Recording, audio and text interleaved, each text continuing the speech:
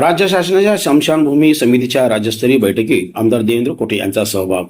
ग्रामविकास व पालकमंत्री जयकुमार गोरे यांचं प्रशासनाला निर्देश. महाराष्ट्र राज्याच्या स्मशानभूमी समितीची पहिली बैठक मुंबई येथे झाली. या समितीचे सदस्य म्हणून निवड झालेले आमदार देवेंद्र कोटे यांनी या बैठकीत सहभाग घेतला. या बैठकीत ग्रामविकास मंत्री तथा सोलापूर जिल्ह्याचे पालकमंत्री जयकुमार गोरे यांनी प्रशासनाला विविध निर्देश दिले.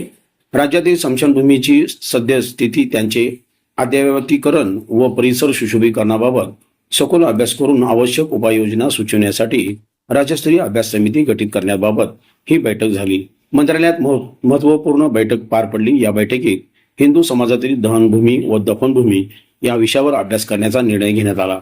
तसेच ग्रामीण भागातील सामाजिक सलोखा व परिस्थिती सुधारण्यासाठी सर्व हिंदू स्मशानभूमी सर्व जातीच्या नागरिकांसाठी खुल्या करण्याच्या दृष्टीने आढावा घेऊन ठोस उपाययोजना सुचविण्यात येणार आहेत. अभ्यास समिती राज्यातील विविध जिल्ह्यात दौरा करून प्रत्यक्ष पाहणी करणार असून त्या आधारे निष्कर्ष काढून अहवाल सादर केला जाणार आहे. राज्यातील जिथेही विकास कामाची मागणी केली जाईल त्या ठिकाणी प्रथम स्मशानभूमी उभारणीस प्राधान्य देण्यात यावे, असे स्पष्ट निर्देश ग्रामविकास मंत्री जयकुमार गोरे यांनी यावेळी प्रशासनाला दिले. तसेच प्रत्येक गावात सर्व समाज घटकासाठी एक मुख्य सार्वजनिक स्मशानभूमी असणे आवश्यक असल्याचेही त्यांनी नमूद केले. एक गाव एक स्मशानभूमी तयार करण्याचा शासनाचा विचार आहे. त्या अनुषंगाने विविध गावांचा अभ्यास करण्याचा निर्णय हा या बैठकीत घेण्यात आला.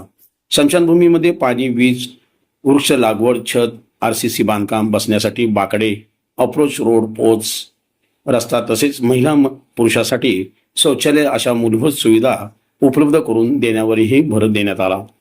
या बैठकीस मंत्री जयकुमार गोरे, प्रधान सचिव ग्रामविकास एकनाथ ढवले, आमदार देवेंद्र कोटे, अशोक राणे, ऋषिकेश सकनूर, ॲडव्होकेट कुलदीप सिंह अहलुवालिया, श्रीमती अश्विनी चव्हाण, जयवंत तांबे तसेच इतर संबंधित अधिकारी उपस्थित होते.